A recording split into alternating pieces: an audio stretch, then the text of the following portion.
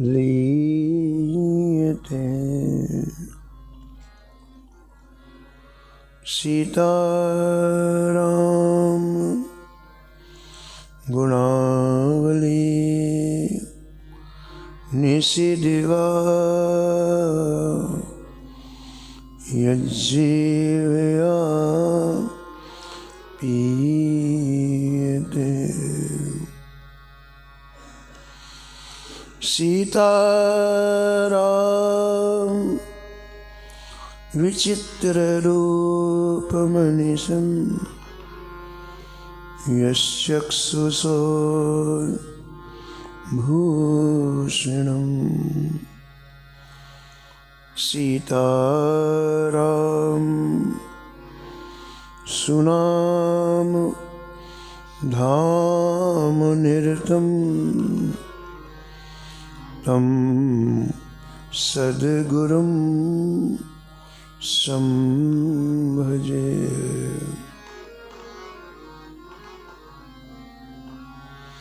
नीलाम्बुज श्यामल कोमलांगं सीतासमारोपितवामभागं। पाणो महा सायकचारुचापं नमामि रामं रघुवंशनाथं।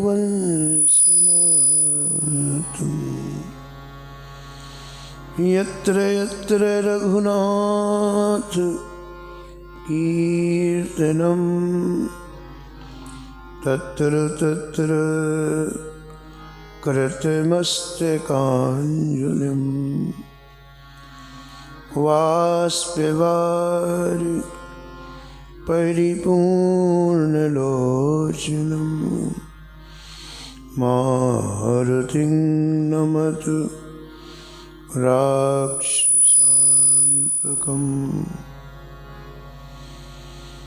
वाञ्छाकल्पतरुभ्यश्च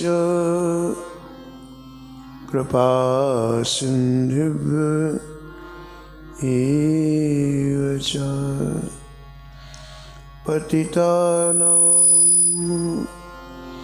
पावनेभ्यो श्रीवैष्णवेभ्यो नमो नमः। भक्त भक्ति भगवंत गुरु चतुर नाम बपुए। इनके पद वंदन किए नासत विघ्न अनेक। हर जो आए विराजिए कथा सुनो इतिहास। तुम श्रोता या मालुके तुम पद रज मम आए।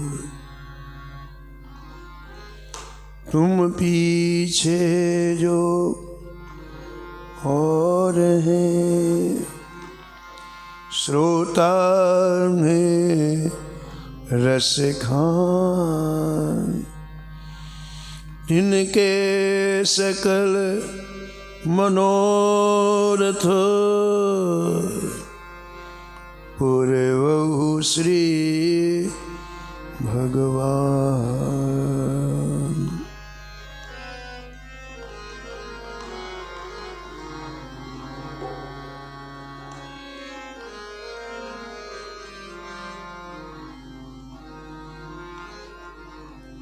राधे राधे गोविंद गोविंद राधे।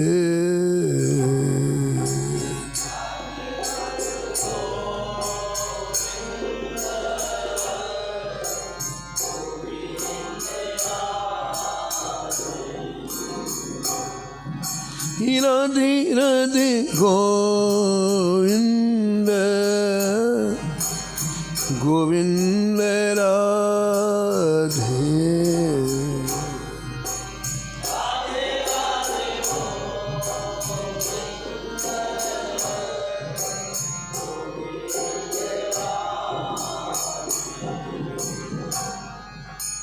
गोविंद राधे बोलो गोपाल राधे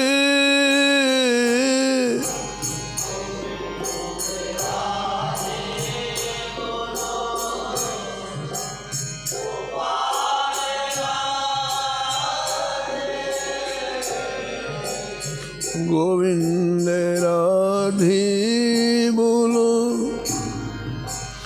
गोपाल राधे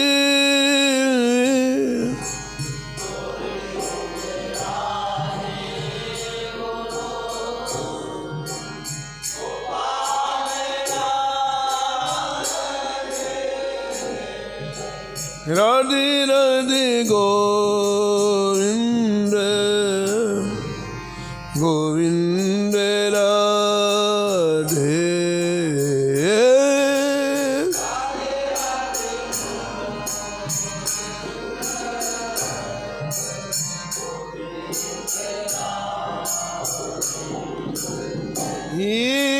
राधे राधे गोविंद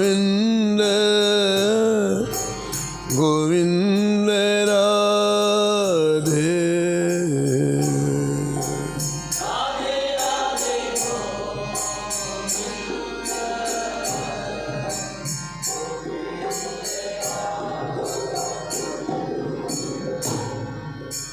गोविंद राधे बोलो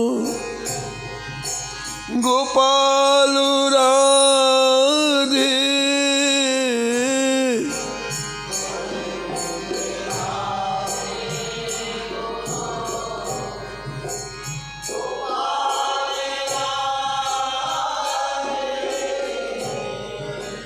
राधे राधे गोविंद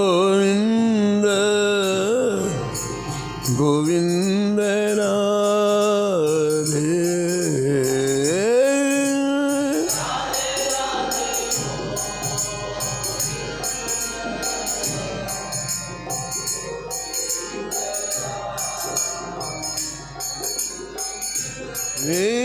राधे राधे गोविंद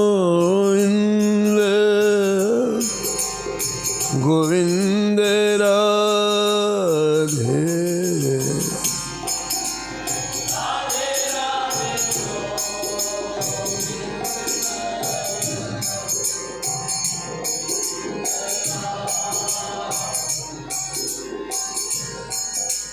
राधे राधे गोविंद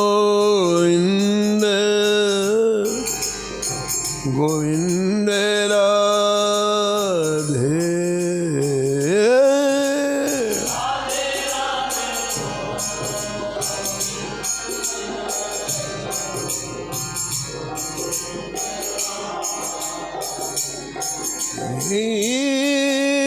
राधे राधे गोविंद गोविंद राधे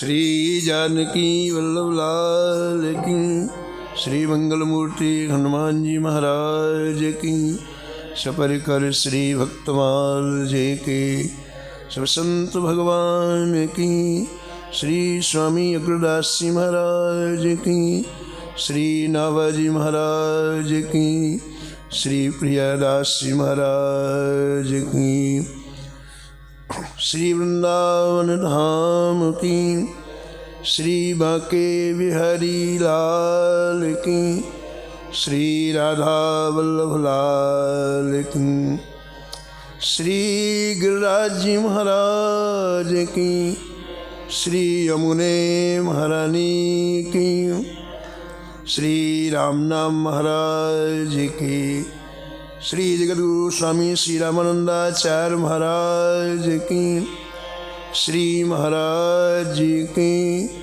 जय जय श्री राधे।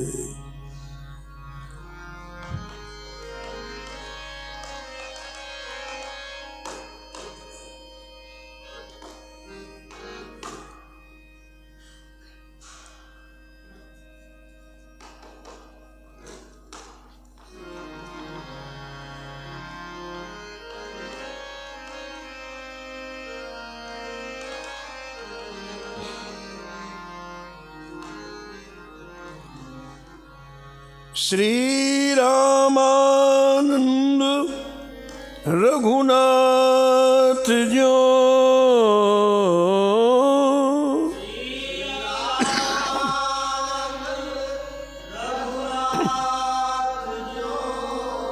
द्वितीय से तू जग तरण कियो,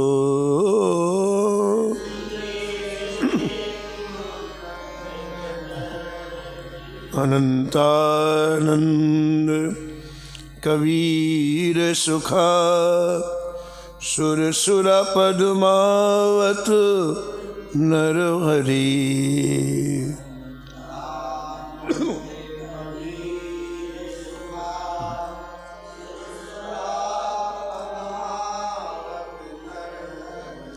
पीपा भावानंद रैदास धन, सेन सुर सुर की घर हरी,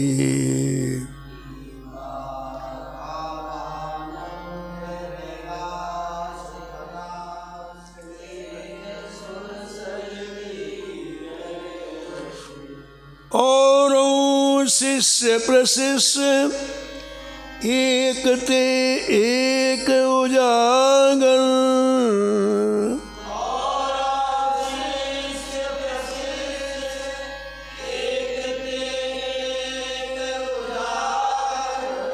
जग मंगल आधार, भक्ति दस धा के आगर,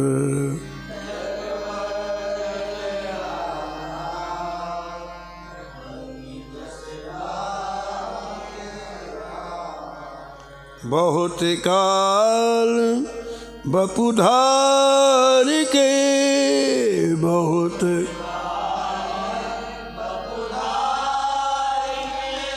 प्रणत जनन को पार दियो,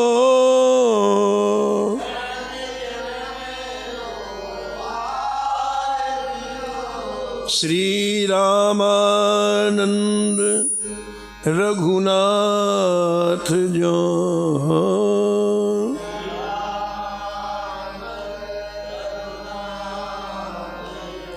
द्वितीय से तू जग तरण कियो,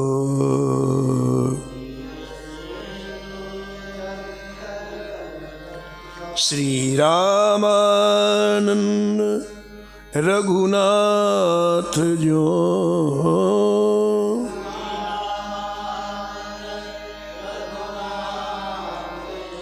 द्वितीय से तू जग तरण कियो,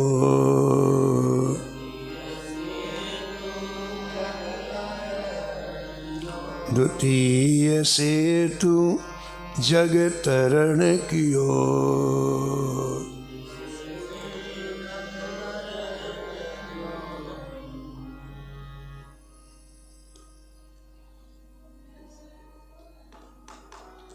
प्रातः स्मरणीय परम वंदनीय भक्तमाल के रचयिता श्री नाभा गोस्वामी जी इस चप्पे में जगद्गुरु स्वामी श्री रामानंदाचार्य जी महाराज का स्मरण किया है और निष्कर्ष के रूप में कहते हैं कि जगद्गुरु स्वामी श्री रामानंदाचार्य जी ने शिष्यों की, प्रशिष्यों की एक ऐसी परंपरा स्थापित की जिन्होंने संपूर्ण जीवन लोगों की जागृति में लगाया, स्वयं भजन किया, औरों से भजन करवाया। रसधा भक्ति यानी प्रेमा भक्ति प्रदान करने में सब समर्थ हुए और एक अद्भुत रस का वातावरण संपूर्ण भारत में छा गया।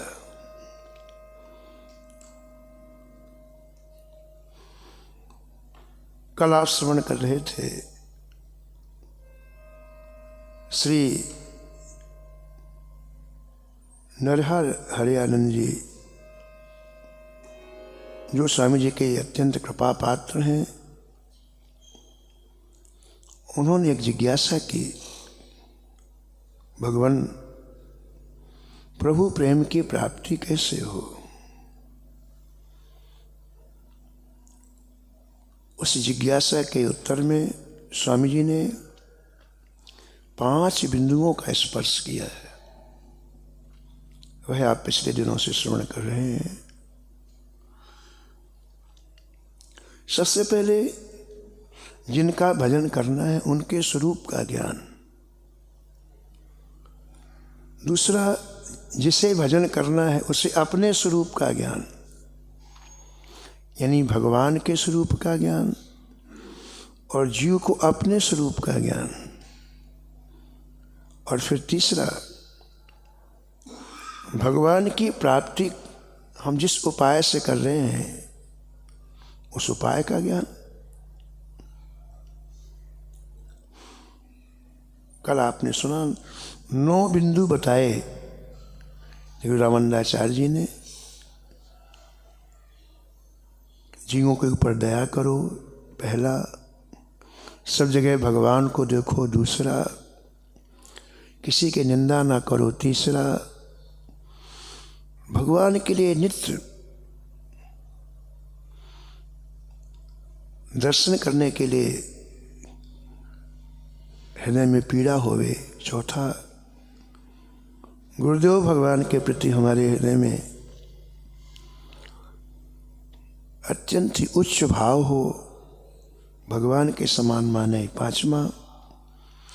और हमेशा गुरुदेव की आज्ञा में जीवन व्यतीत करें, छठवां। श्री हरि और श्री हरि के दासों की सेवा निष्कपट भाव से करें, सातवां। और जो भी कुछ हम जीवन में, जो वस्तु, जो पदार्थ, जो भी हम अपने जीवन में प्रयोग करें उसे पहले प्रभु को अर्पण करें। सीधे संसार की कोई चीज़ नहीं ग्रहण करनी चाहिए।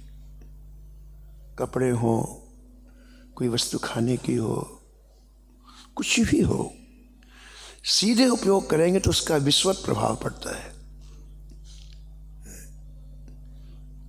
लंका में हनुमान जी ने बड़े सुंदर सुंदर फल देखे, वहाँ कोई जा ही नहीं सकता था। अशोक वाटिका में किसी का प्रवेश नहीं था, तो बड़े बड़े सुंदर सुंदर फल देखे। तो सीधे नहीं हनुमान जी टूट पड़े फल खाने के लिए। श्री जी से पूछा उन्होंने, श्री जानकी जी से पूछा, माँ मुझे बहुत भूख लगी है।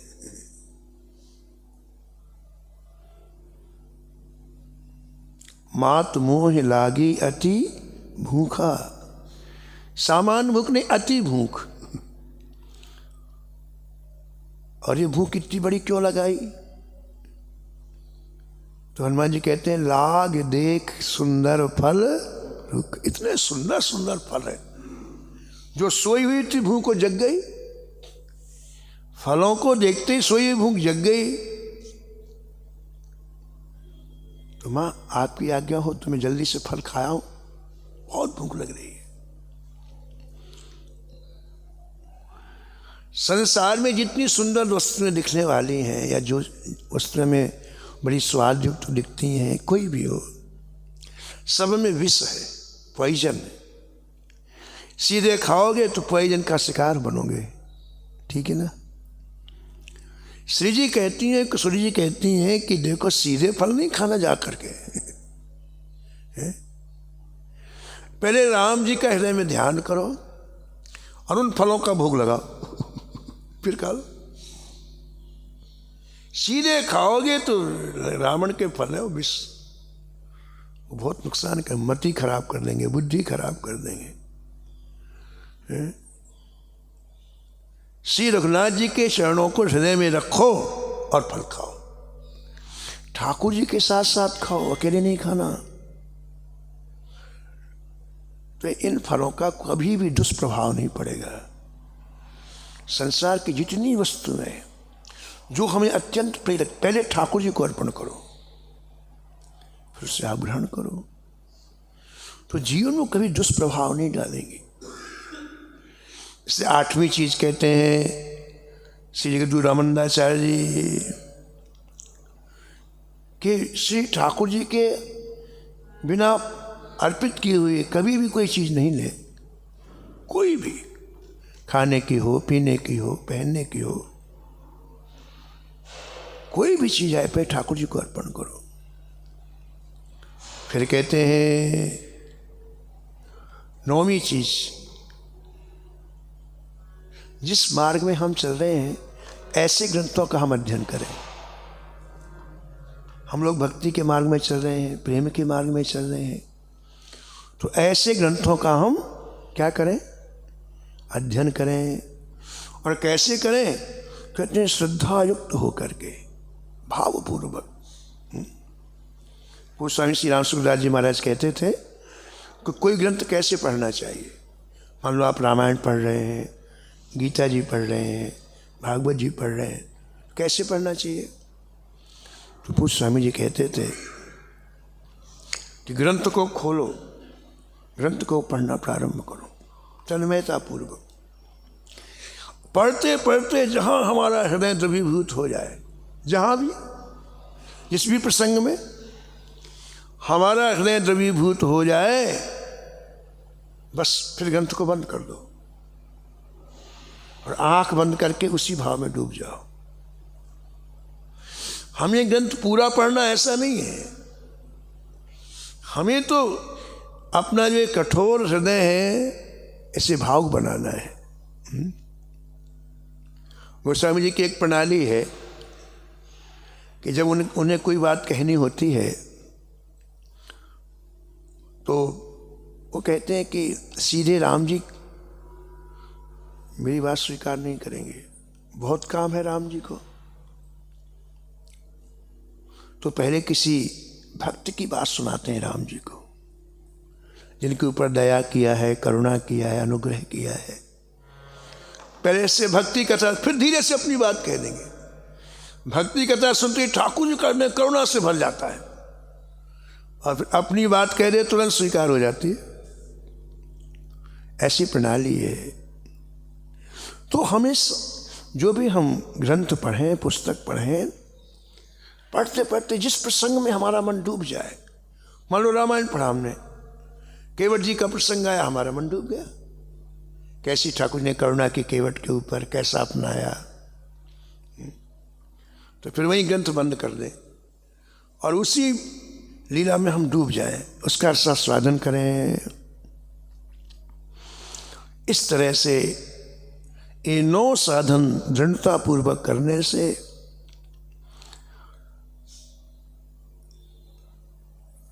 और फिर राम नाम और अंदर का प्रेम अंदर प्रकट हो गया, तो राम नाम और प्रेम को आपस में खूब रगड़ें तो राम जी प्रकट हो जाएंगे।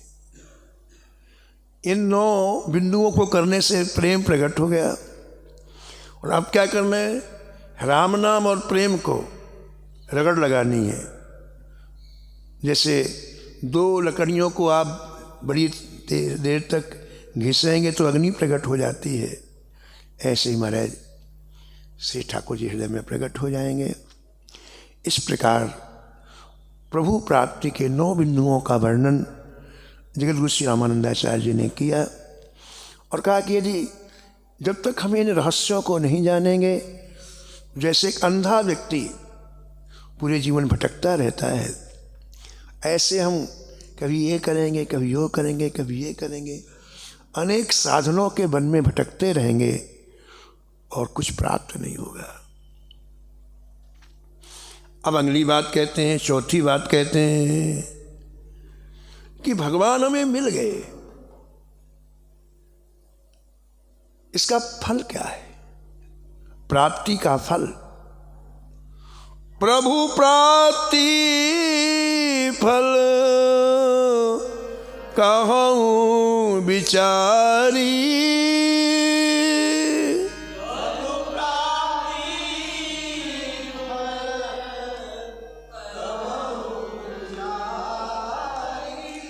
नहीं फल जग सुख संपत्ति नारी, नहीं फल जग सुख संपत्ति नारी।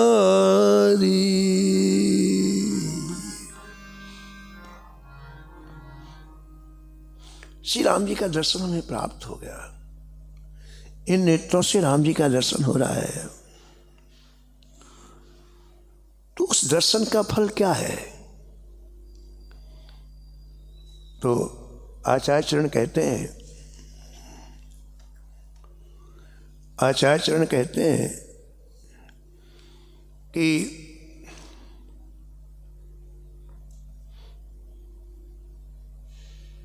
प्रभु दर्शन का फल संसार की सुख संपत्ति नहीं है, संसार के स्त्री पुरुष, स्त्री पुत्र आदि नहीं है, ये दर्शन का फल नहीं है। ये चीज प्रारब्ध से मिली है, और जब तक प्रारब्ध का ये शरीर मिला है तो उसे हमें हर्षपूर्वक, सुखपूर्वक उस प्रारब्ध के जीवन को भोगना चाहिए। उसके प्रति न द्वेष करें, न हर्ष करें, और भजन करें। प्रारब्ध के द्वारा ये शरीर निर्मित हुआ है। प्रारब्ध कर्म पहले रचा, पाछे रचा शरीर, तुलसी चिंता क्यों करे, भजले श्री रघुवीर। तो उसमें हम चिंता भी करें, उसकी फिक्र भी करें, तो उससे कोई लाभ नहीं है। उसे बिल्कुल जो होने वाला है वो होगा, ऐसा समझ करके हम भजन में चित्त लगाएं। तो अगर ऐसा हम कर सके तो आचार्य कहते हैं कि वह जो सूर्यमंडल है ऊपर, उसको भेद करके ऊपर जाएगा। वो जीवात्मा जिसके 3 शरीर हैं, स्थूल सूक्ष्म कारण, तो स्थूल शरीर तो यहीं रह जाता है, सूक्ष्म शरीर निकलता है। सूक्ष्म शरीर के अंदर कारण शरीर रहता है, कुछ लोगों तक सूक्ष्म शरीर जाता है। फिर विरजा नदी में स्नान करते ही कारण शरीर भी समाप्त हो जाता है, तब उसे दिव्य शरीर की प्राप्ति होती है और वह साकेत लोक में जाता है, ठाकुर जी के धाम में जाता है। तो यहाँ आचार्य चरण का ये कहना है कि श्री ठाकुर जी के दर्शन का फल है कि हमें प्रभु के धाम की प्राप्ति हो। धाम की प्राप्ति का तात्पर्य है कि प्रभु की सेवा हमें प्राप्त होगी। जो भी जीव भगवान के धाम में जाता है उसे अक्षय सेवा मिलती है, क्योंकि धाम से फिर जीव कहीं जाता नहीं है, इससे अक्षय सेवा मिलती। हमारे श्री धाम वृंदावन की निधि परम पूज्य स्वामी श्री राम शर्मा जी,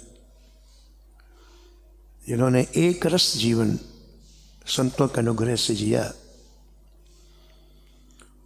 उनका शरीर पूरा हुआ भी परसों।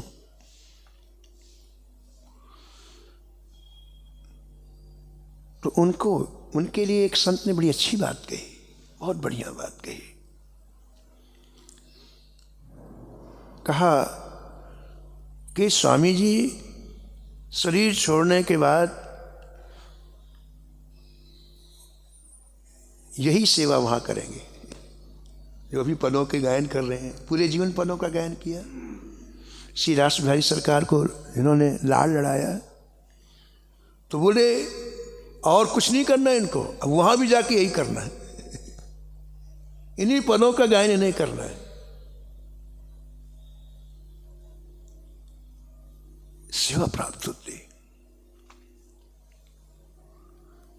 और फिर क्योंकि दिव्य धाम से शरीर को कहीं आना जाना नहीं है, इसलिए अक्षय सेवा होती है। ऐसा श्री गुरु रामानंदाचार्य जी कह रहे हैं, सत्तावरण भवन मन मोहा,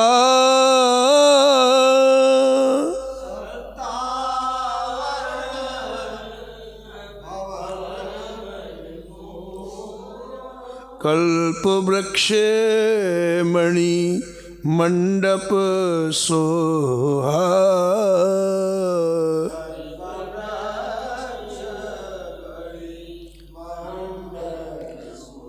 कल्प वृक्ष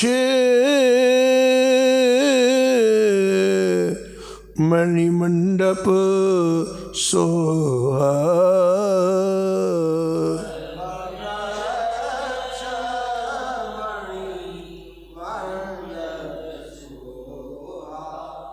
कहते हैं कि सूर्यमंडल भेद करके जब ये जीव ऊपर जाता है, बिरजा नदी में स्नान करता है, इसे दिव्य शरीर की प्राप्ति होती है और इस भगवान के साकेत धाम में जाता है। साकेत धाम क्या है? आचार्य कहते हैं कि 7 आवरणों से युक्त है, 7 परकोटे बने हुए हैं और सबसे मध्य में श्री ठाकुर जी का दिव्याति दिव्य भवन है।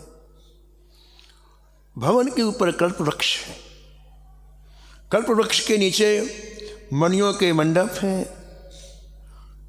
मंडप के अंदर दिव्य रत्न सिंहासन है और उस दिव्य रत्न सिंहासन में श्री सीता जी के सहित श्री राम जी विराजते हैं और वहाँ भक्तों को आनंद देने के लिए अनेक लीलाएं करते हैं।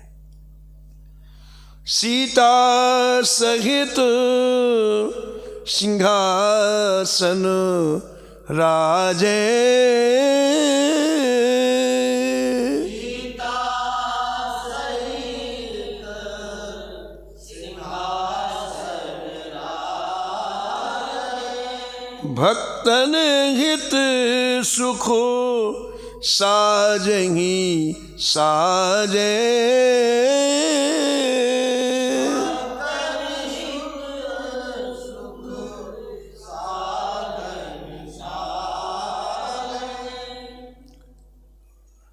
वहाँ एक ही काम ठाकुर जी का है, भक्तों को सुख देना।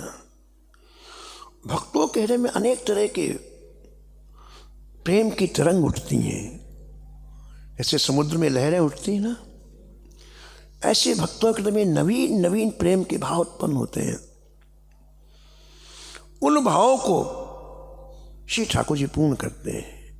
बस यही श्री ठाकुर जी का काम है दिव्य साकेत में। रक्ताम्भोजदलाभिराम नयनम पीताम्बरम लंकृतम श्यामांगम दुभिजम प्रसन्न बदनम श्री सीतया शोभितम, श्री सीतया शोभितम। कहते हैं वो बड़भागी जीवात्मा श्री ठाकुर जी के समीप रह करके निरंतर सेवा में लगा रहता है।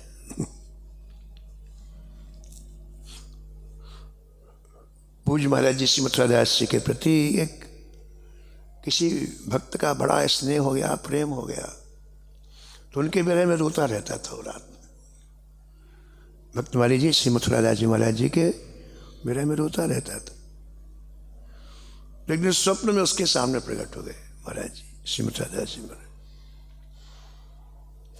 उसने क्या देखा कि जहां कथा करते हैं वहीं बैठे महाराज जी, वहीं बैठे। अब स्वप्न में देख रहा, बड़ी खुशी हुई, तो उसने तुरंत साष्टांग प्रणाम किया महाराज जी को। महाराज से पूछा, महाराज जी आप वहां क्या करते हैं? महाराज जी आप वहां क्या करते हैं?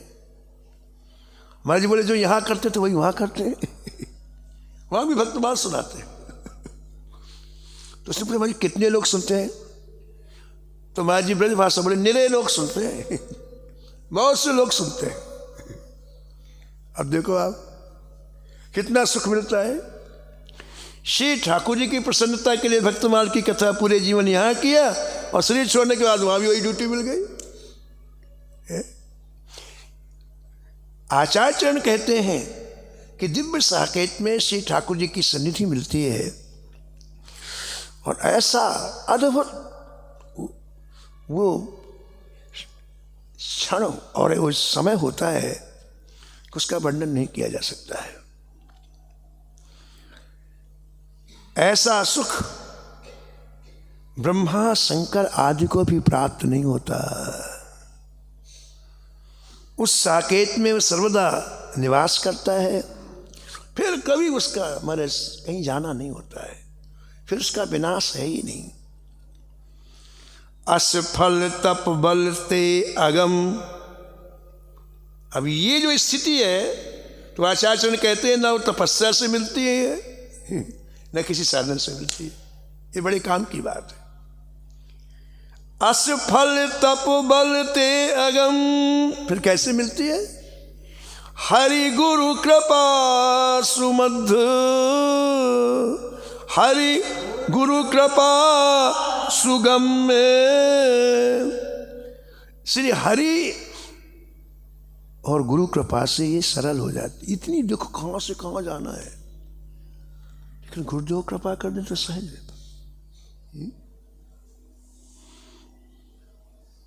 कल बड़ी अच्छी तिथि, विवाह पंचमी भी और विहार पंचमी भी। कल का दिन बहुत अच्छा हमारा। एक तरफ हमारे राम जी का विवाह हुआ और एक तरफ महाराज बिहारी जी अकड़ के बिल्कुल प्रकट हुए एक ही तिथि में। तो कल बड़ी बहार थी वृंदावन, खूब बहार थी। बिहारी जी में तो खूब यात्रा निकली निधिवन से, झमझमा झमझम। और हमारे श्री जानकी वल्लभ जी शरणागत आश्रम में खूब नाचे, ये ना इधर नाचे उधर नाचे, खूब महाराज जम के विवाह उत्सव हुआ। हमारे श्री वेदराम जी ने खूब रस बरसाया। कल पता ही नहीं चला, कल 10:30 बज गया महाराज। 5:30 से कोई हिला ही नहीं यहाँ से। कहना पड़ा जाओ महाराज अब काज को पूरा हो गया। ऐसा रस बरसा। तो कल की तिथि बड़ी प्यारी, बड़ी सुंदर। तो यहां अभी एक बात याद आ गई कि देखिए गुरु कृपा से कितनी बड़ी चीज सहज रूप में उपलब्ध हो जाती है। यह बिहारी जी के प्रागट्य से पता चलता है। बिहारी जी प्रगटे ही केवल एक शिष्य के ऊपर गुरु कृपा से, बस। बाकी बिहारी जी के प्रकट होने कोई मतलब ही नहीं है। ए निकुंज बिहारी आज हमको अपना दर्शन दे रहे हैं। ये क्या है?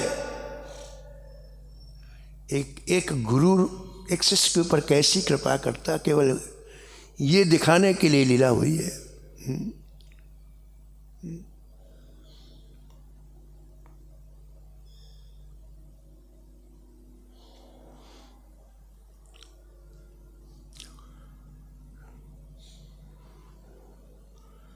रसिक सम्राट स्वामी हरिदास जी महाराज निधिवन में 18 घंटे एक ही आसन में बैठे रहते हैं। श्री ठाकुर जी की दिव्य लीलाओं का आस्वादन करते हैं, एक ही आसन में बिल्कुल बैठ गए और एक एक लीला का दर्शन खुली हुई आंखों से करते महाराज। श्री ठाकुर की लीलाओं का रस ऐसा है जिसे लग जाए चस्का फिर उसका चित्त कहीं जाता नहीं। पूज्य भाई जी एक बड़ी अच्छी बात कहते हैं, श्रीमान प्रसाद पोद्दार जी, भगवान में मन लगने के बाद संसार की किसी वस्तु में आकर्षण नहीं हो सकता। यदि होता है तो मन में नहीं लगा, सीधी सी बात का, बहुत बढ़िया बात कहते। भगवान में मन लगने के बाद संसार के किसी वस्तु में आकर्षण हो ही नहीं सकता महाराज। तो इतने सुंदर है ठाकुर जी, उनके सामने खड़ा कौन होगा। तो आप 18 घंटे बैठे ठाकुर जी की निकुंज लीला का दर्शन करते हुए। एक बार क्या हुआ कि कई दिन तक नहीं उठे महाराज जी, श्री स्वामी हरिदास कई दिन तक नहीं उठे। उनके जो सबसे प्रिय शिष्य थे उनका नाम था विठल विपुल देव जी। बड़ा समर्पण महाराज, शिष्य का मतलब होता है समर्पण, बस कोई योग्यता नहीं महाराज, अपने आप को गुरु के चरणों में पूर्ण समर्पित करना, यही शिष्यत्व है। तो पूरी तरह से समर्पित महाराज, कोई कहीं भी लेस मात्र की स्व सुख की भावना नहीं। जहाँ अपना सुख लेने की इच्छा होती है उसका नाम है काम, जहाँ सुख देने की इच्छा होती है उसका नाम है प्रेम।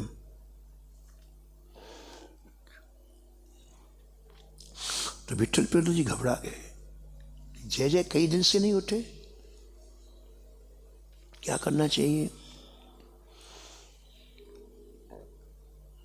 जाकर के प्रणाम करके और जिज्ञासा की, जय जय आप निरंतर इन झाड़ियों की तरफ देख रहे हैं, कई दिन हो गए, क्या देखते हैं। इन झाड़ियों की तरफ देखते, छोटे छोटे निधिवन में पौधे हैं छोटे छोटे, अभी आप देखो क्या देखते रहते, कई दिन हो गए गुरुदेव आपको। तो देखो आप मस्ती में थे स्वामी जी, मस्ती में। आंख खोली, चरणों में पड़े हुए विठल प्रदेव के सिर पर हाथ रखा, कहा बस तुम भी देखना चाहते हो, हम क्या देखते हैं तुम भी देखना चाहते हो। बोले हाँ गुरुदेव। अच्छा आओ बैठो, हमारे आगे बैठो।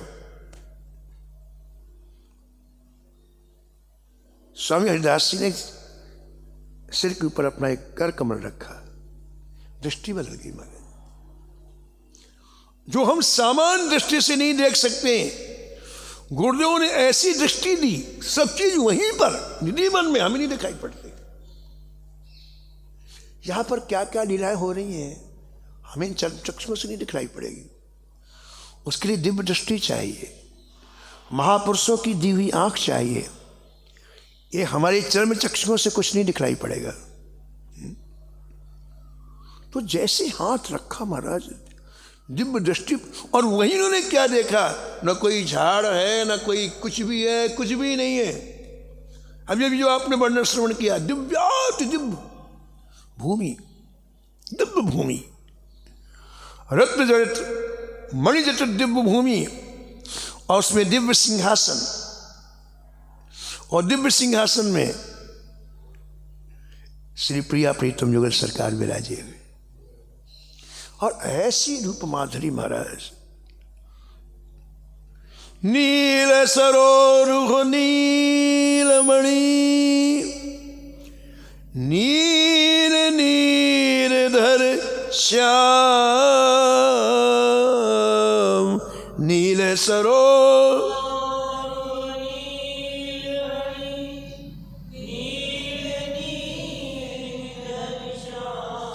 लाजहि तनु शोभा निरखो।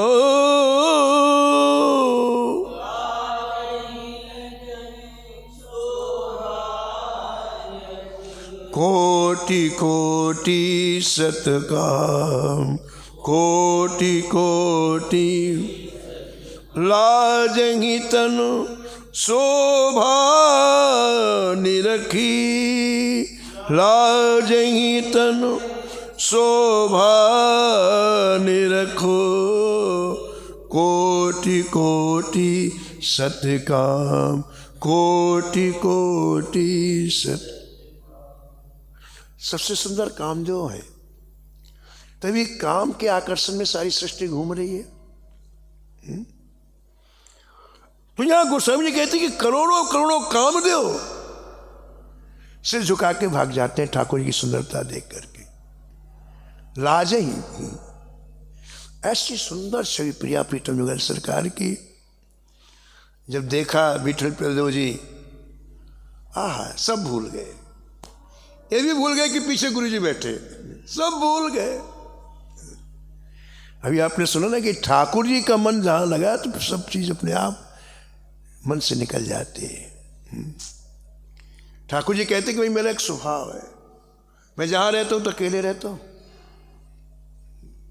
मेरा एक मैं जहां रहता हूं अकेले रहता हूं। इससे तुम्हें भी यदि मेरे से मिलना तो अकेले आना, 10-20 को लेके मत आना। 10-20 को लेके आओगे तो जैसे 10-20 के सामने मिला जाता वैसे मिलूंगा मैं। मां में एकम, भगवान ने गीता में मां एक, अकेले आओ मेरे पास, मां में एकम, अकेले आओ। यानी अन्य कामनाएं, अन्य चीजों को मन में साथ रख के मत लाना, कल मेरे लिए आना तो मैं पूरा मिलूंगा। और मैं आ जाऊंगा ना तो फिर मैं किसी को रहने नहीं देता। मेरा स्वभाव है, ठाकुर जी कहते हैं, मैं जहां रहता हूं मैं किसी को नहीं रहने देता। तो विठल प्रदेव जी सब भूल गए महाराज, ऐसी सुंदर छवि को निहार के सब भूल गए। और क्या बात है, नेत्र कई जन्मों से प्यासे हैं महाराज, ठाकुर जी की छवि के बिना खोज रहे दुनिया में, यहां सुख मिलेगा, यहां मिलेगा, नहीं मिल रहा है। वो अंतिम विश्राम ठाकुर जी में उनको मिलता है। इस स्वरूप माधुरी को पीने लग गए विठल प्रदेव जी। सादर चितवही रूप अनूपा,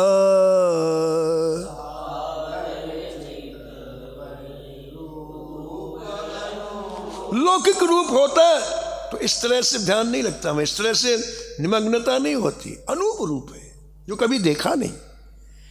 सादर चितवही रूप अनूपा,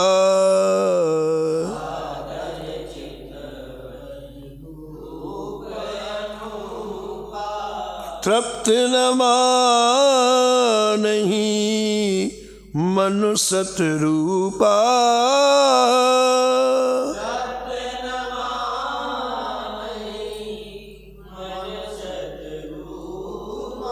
तृप्त न मानहि मनु सतरूपा।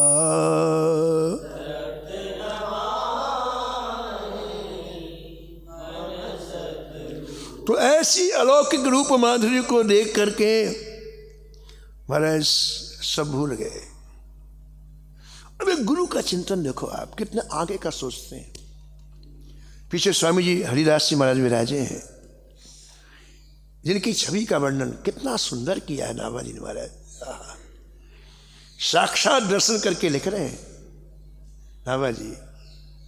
जुगल नाम सोनेम जपत नित कुंज बिहारी,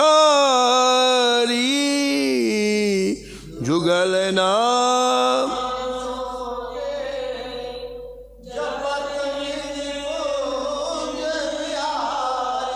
अवलोकत रह के लिए सखी सुख के अधिकारी, अवलोकत अवलोकत केली सखी सुख। कितनी सुंदर छवि है। श्री ठाकुर जी का युगल नाम निरंतर जीवा में नृत्य करता है, नित्य। और आंखों के सामने कौन? प्रिया प्रीतम की केली लीला। अवलोकत रहे केली सखी सुख के अधिकारी।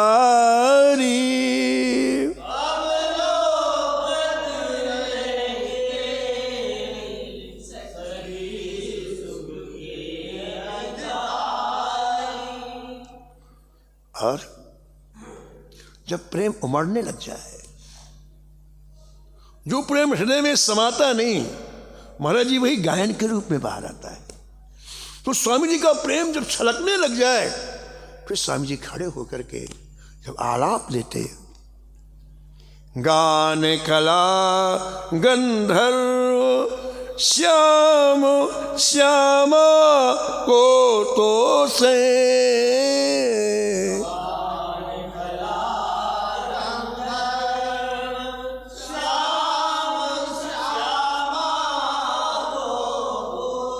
उस आलाप में ठाकुर जी में बैठे नहीं रहते।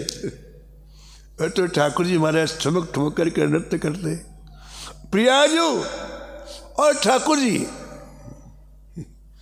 अद्भुत नृत्य करते। ये गायन करते और प्रिया प्रीतम नृत्य करते। जब निमग्न हो जाती नृत्य में दोनों, तो ठाकुर जी बिहारी जी आते किसके पास? स्वामी जी के पास।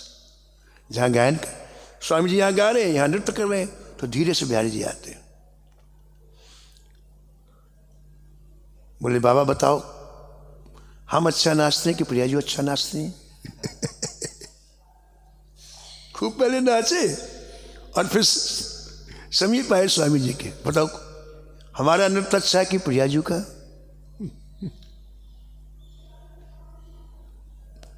स्वामी जी बोले जय जय बुरा मत मानना, नाचती तो प्रिया जी अच्छी।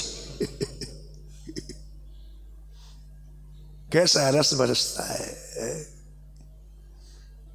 श्याम श्यामा को तो से, यानी जो हृदय ठाकुर जी का प्रफुल्लित कर दे, ऐसा गायन। उत्तम भोग लगाए मोर मरकट तिमि पोसे,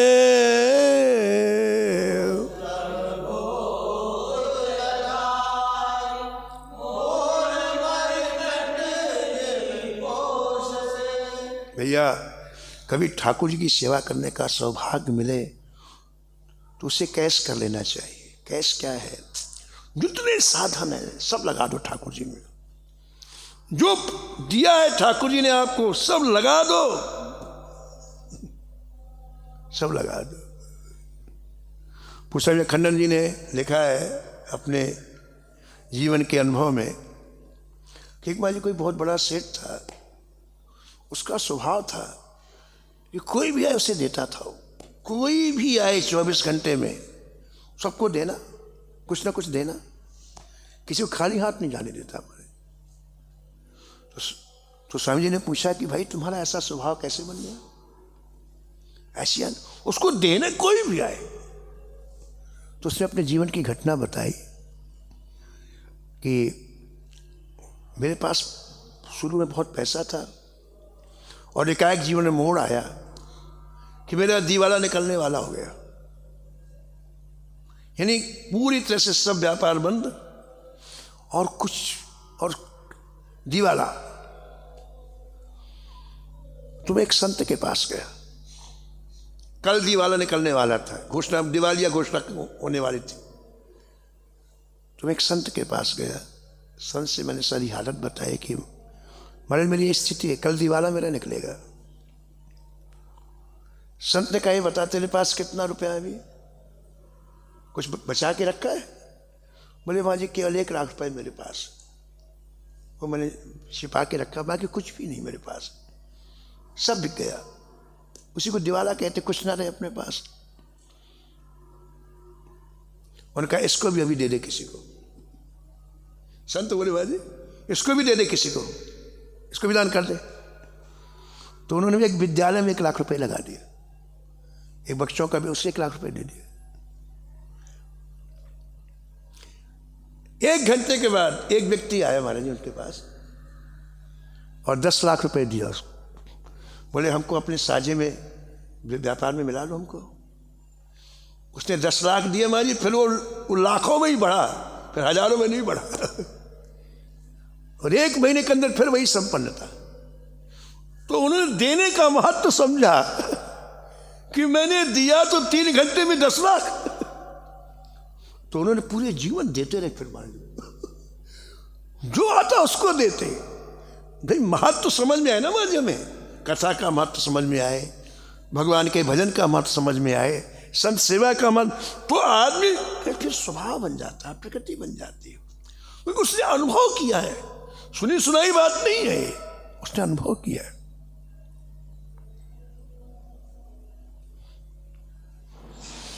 तो स्वामी जी बिहार जी की सेवा करते केवल उत्तम रीति से करते महाराज। यानी उस समय की सबसे श्रेष्ठ वस्तुएं बिहार जी की सेवा में जाती, श्रेष्ठ वस्तुएं। तो ठाकुर जी ने कहा कि स्वामी जी हमको छोड़ के कहाँ जाएंगे? तो मैं अपने चरणों से 12 स्वर्ण मोहरे निकालने लगे रोज। भाई जब तुम्हारी अंदर की प्रकृति बनेगी तो ठाकुर जी व्यवस्था कर देंगे। महाकंजूसी में जीवन व्यतीत करोगे, ठाकुर जी का मरो। 12 स्वर्ण मोहरे रोज, सुबह जैसे मेरे ठाकुर जी का पर्दा खोलते हो वहीं रखी रहती। स्वामी जी का तो फक्कड़ जीवन, रोज 12 स्वर्ण मोहरे खर्च करते, रोज प्रगट। कभी किसी से कुछ नहीं लेते थे। भाई जी की माउस थी। 3 चीजें स्वीकार करते स्वामी जी, 3 चीजें। कै सुगंध कै राग वर, या तो बढ़िया सा सुगंधित इत्र कोई ले आए बिहारी जी के लिए, मौसम के अनुसार। गर्मी के इत्र अलग होते हैं, ठंडी के। या तो कोई सुंदर इत्र ले आए तो स्वामी जी बिहारी जी की सेवा लगा दे, या फिर मौसम के अनुकूल सुंदर पुष्पों की कोई माला ले आए। ऐसे पुष्प जिसमें सुगंधी नहीं होती है कभी ठाकुर जी को अर्पण नहीं करना चाहिए, कभी भी। कभी भी पुष्प वही हो जिसमें सुगंध हो।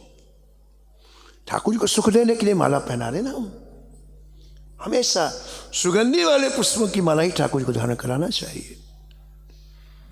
तो या तो मौसम के अनुकूल इत्र हो या सुंदर पुष्पों की माला हो, उसे स्वीकार कर लेते। और तीसरा, यदि उसको गायन कला आती हो तो ठाकुर जी को कुछ सुनाए पता नहीं, उसे स्वीकार करते थे। चौथी चीज कोई बिहार जी में स्वीकार नहीं की जाती थी स्वामी जी के जमाने में, कोई नहीं। इतना महाराज भला पूरा सब कुछ रहता था। स्वयं का जीवन देखो आप महाराज जी, जो भोग लगता ठाकुर जी को उत्तम कोटि का, हजारों तरह के व्यंजन लगते, तो स्वामी जी उसमें से एक सीख डुबोते महाराज जी, और सीख डुबोने के बाद उससे एक जो बिंदु गिरता हथेली में उसको लेते, और एक मुट्ठी चना लेकर के भजन करते 24 घंटे। जो भोग लगता उसमें एक बिंदु और चना एक मुट्ठी चबा करके भजन। एक दिन बिहारी जी बोले, स्वामी जी हमको बहुत दुख होता है, हमको आप इतने अच्छे अच्छे पदार्थ खिलाते हो और आप चना खा के रहते हो, हमको बहुत दुख होता है। स्वामी जी बोले, यदि आपको दुख होता है तो कल से मैं आगा बाटी खा लिया करूंगा।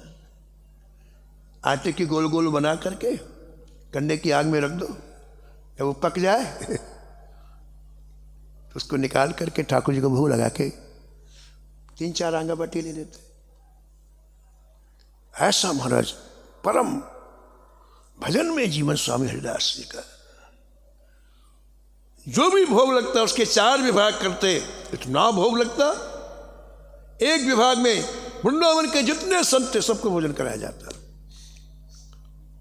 एक विभाग यहाँ के मोरों को दिया जाता, वृंदावन के जितने मोर एक विभाग यहाँ के बंदरों को दिया जाता और एक विभाग जमुना जी में रहने वाली मछलियों को दिया जाता है।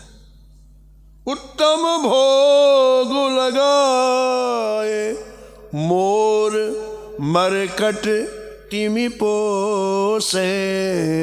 उत्तम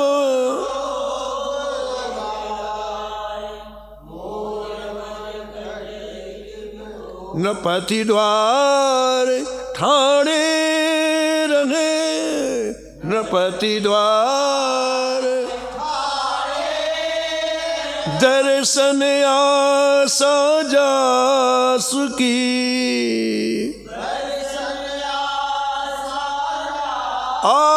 आसुधीर उद्योत करो, आसुधीर रसिक छाप हरिदास की।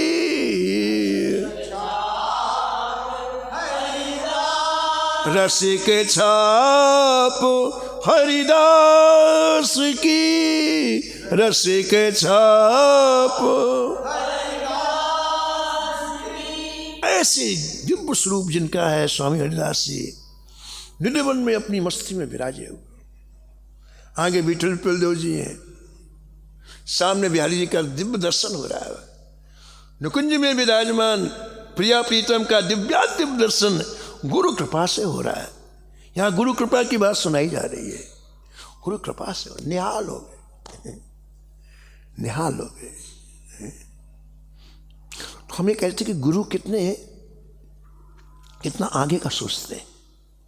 स्वामी हरिदास जी ने विचार किया कि ये जो अभी दर्शन कर रहा है, जैसे ठाकुर जी अंतर्ध्यान हो जाएंगे तो ये सोचेगा कि मुझे दर्शन स्वप्न में हुआ था क्या, ये जो मुझे दर्शन हुआ है ये सच्चा है कि झूठा है। तुरंत इसके मन में तर्क उठने लगे। क्यों? क्योंकि जो चीज हम कभी नहीं देखते सुनते, जल्दी उसको अंतरात्मा स्वीकार नहीं करती।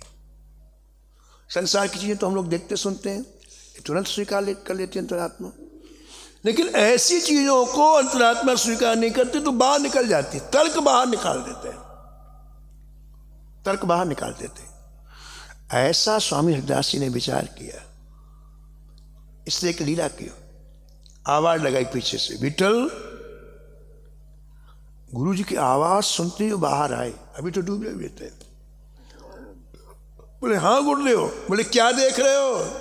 बोले मत पूछो, क्या बताऊं मैं, जहां जाए मन तहां लुभाई। जिस श्री अंक की तरफ देखता हूं मन वहां से निकलते ही नहीं।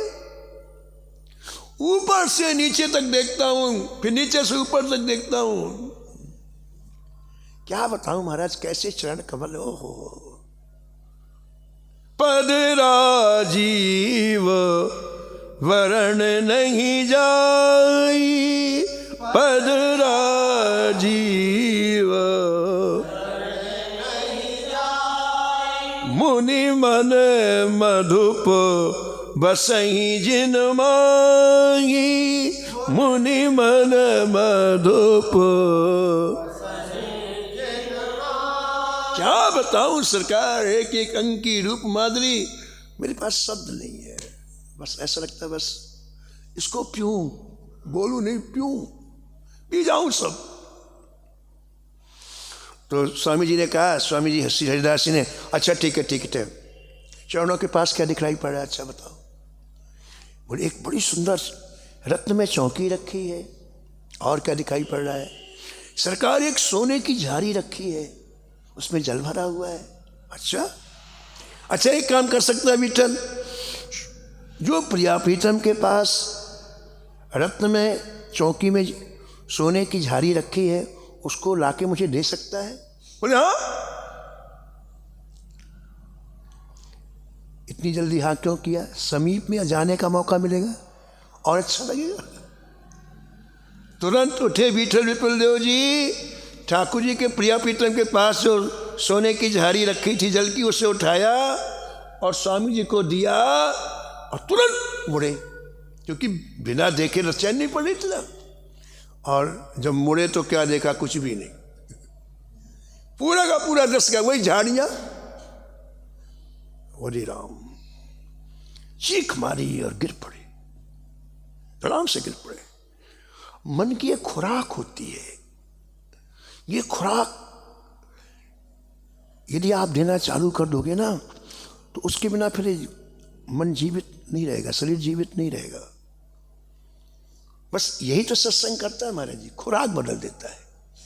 अभी हमारी जो खुराक है ना, बड़ी हल्के दर्जे की है, बहुत हल्के दर्जे। संसार की खुराक, विषयों की खुराक बड़े हल्के दर्जे की खुराक है। और वही खुराक जब श्री ठाकुर जी की रूप माधुरी की मिलने लगती है, नाम माधुरी की मिलने लगती है, लीला माधुरी की मिलने लगती है, धाम माधुरी की मिलने लगती है, तो हाई क्लास ये मन हो जाता है। फिर उसे वही चाहिए, फिर ये नहीं चाहिए कुछ, वही चाहिए। तो विठल पूर्णिमा जी बेहोश हो गए, बेहोश नहीं हुए, प्राण कंठगत आ गए। 1 मिनट प्रिया प्रीतम का दर्शन नहीं हुआ, आंखें उलट गई महाराज जी। शेर निकलने लगा, पीछे देख रहे हैं स्वामी ये तो मर गया, ये तो मर जाएगा, 2-4 सेकंड में इसके प्राण निकल जाएंगे। तो स्वामी जी ने प्रार्थना की श्री प्रिया प्रीतम से, श्री बिहारी जी से, श्री बिहारिणी जी से, जय जय इसके ऊपर अनुग्रह करो आप, इसे दर्शन दो, नहीं तो इसके प्राण स्वामी जी को दिखलाई पड़ रहे हैं, इसके प्राण निकल जाएंगे। ठाकुर जी ने कहा कि कलयुग में हमारा ऐसा दर्शन संभव नहीं है, तो आपकी इच्छा थी तो दर्शन एक बार हो गया, लेकिन कलयुग में ऐसा प्रत्यक्ष दर्शन संभव नहीं है। स्वामी जी ने कहा तो ठीक है, लेकिन इसके प्राण चले जाएंगे, प्राण तो बचाओ जय जय। श्री युगल सरकार ने कहा यदि आपकी ऐसी इच्छा है तो हम दोनों का मिलित स्वरूप अभी प्रकट हो जाता है, श्री विग्रह के रूप में प्रकट हो जाता है। विठल बलदेव जी को तो हम प्रत्यक्ष दिखलाई पड़ेंगे, लेकिन बाकी सबको मूर्ति के रूप में दिखलाई पड़ेंगे।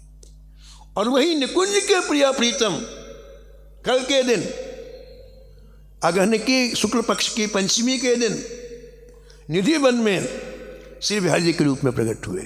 बोलो बिहारी जी महाराज की। और महाराज जब बिहारी जी प्रकट हुए और विपुल देव जी देख रहे हैं, स्वामी जी देख रहे हैं, उनकी पंक्तियां हैं, देखने के बाद कितना सुख मिलता है, सुनो आप।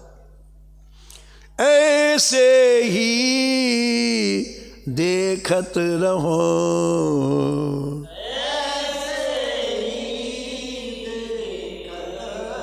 ऐसे ही देखत रहो,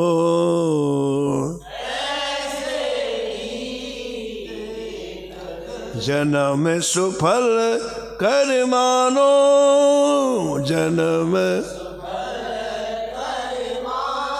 प्यारे की भामती के प्राण प्यारे, प्यारे की भावती के प्राण प्यार, जुगल किसो रही जानो, जुगल किसो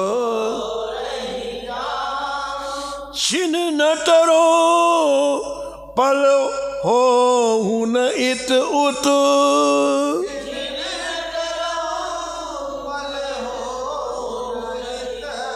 रहो एक ही तानो,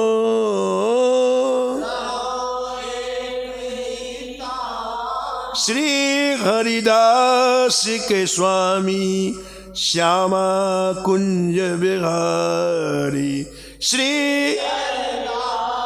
के स्वामी श्यामा कुंज बिहारी, सो मन रानो सो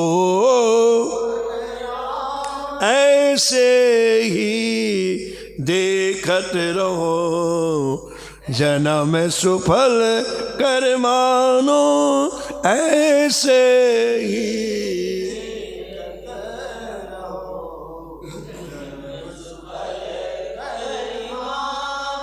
ऐसी अनुपम दिव्याति दिव्य छवि श्री कुंज बिहारी जी की, श्री बांके बिहारी जी का दर्शन स्वामी जी कर रहे हैं, श्री विठल बलदेव जी कर रहे हैं। उनसे प्रार्थना करें कि महाराज जैसे आपको दर्शन हो रहा है बस हम लोगों को भी दर्शन दो आप। आपके अनुग्रह से दर्शन होगा, स्वामी जी के अनुग्रह से दर्शन होगा, तो स्वामी जी से आज प्रार्थना करना चाहिए। आज का दिन, कल का दिन पंचमी का बड़ा अच्छा, तो उनसे निवेदन करें कि जय जय हमें भी वो दृष्टि प्रदान करें, हमें भी ऐसे ही दिव्यात रूप माता का दर्शन हो। बस 1 मिनट में भक्तमाल के लेखक श्री नाभाजी के गुरु जी श्री अग्रदास जी ने स्वामी जी के लिए बड़ी प्यारी 4 पंक्तियां कही। दोनों का मिलन हुआ महाराज, श्री स्वामी हरिदास जी का, श्री अग्रदास जी का मिलन हुआ है। दोनों रसिक थे और दोनों एक दूसरे को बहुत चाहते थे। तो उन्होंने 4 पंक्तियां स्वामी जी के लिए लिखी हैं। वो पंक्तियां स्मरण करके फिर हम वाणी को विराम देंगे। नमो नमो श्री हरिदास,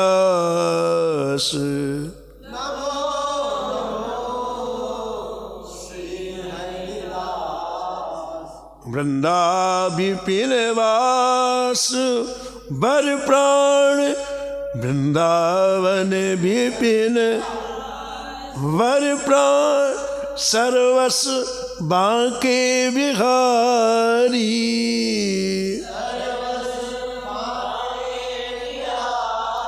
श्यामा श्याम जुगल माधुर्य के,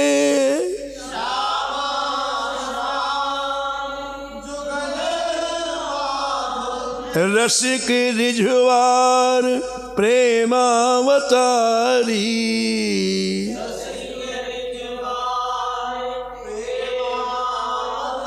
नमो नमो श्री हरिदास,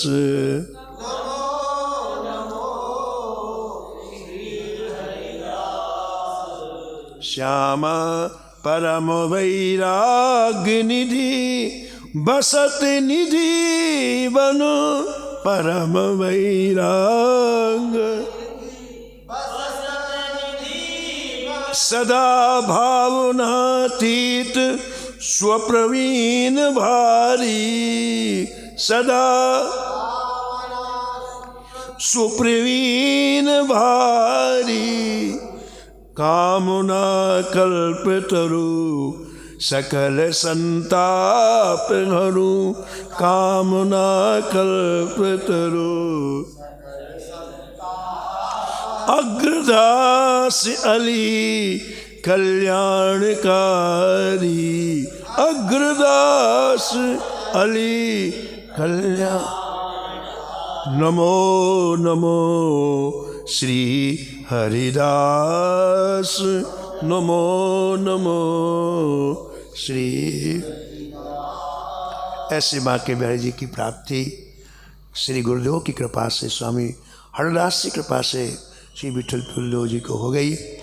तो स्वामी रामानंदाचार्य जी कहते हैं कि ये दिव्य श्री धाम की प्राप्ति, श्री ठाकुर जी की सन्निधि, ठाकुर जी की सेवा किसी तप से नहीं मिलती है, किसी साधन से नहीं मिलती है, ये हरि गुरु कृपा से संभव है। तो ये प्रभु प्राप्ति का फल है, इसको जानना चाहिए।